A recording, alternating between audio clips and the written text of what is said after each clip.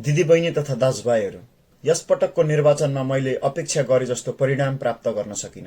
हाम्रो पार्टीले पनि अपेक्षित परिणाम ल्याउन सकेन। लोकतन्त्रमा अन्तिम फैसला जनताकै हुन्छ र त्यो फैसला शिरोधार्य गर्न म र मेरो पार्टीको कर्तव्य हो। जनताको मतलाई म पूर्ण सम्मानका साथ स्वीकार गर्दछु।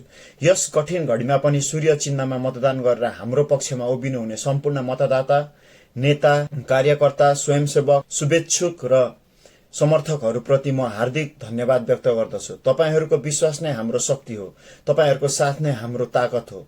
निर्वाचनको परिणाम हाम्रो पक्षमा आएन, तर जनताप्रतिको हाम्रो प्रतिबद्धता र सेवाभाव कति पनि कमजोर भएको छैन।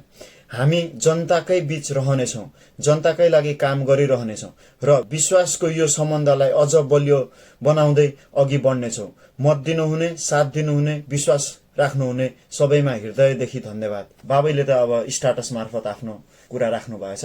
तपाईहरूको पनि मनमा लागेको बाबैप्रति केही भन्न मन छ भने एउटा कमेन्ट गरेर बाबैलाई सन्देश दिनु होला।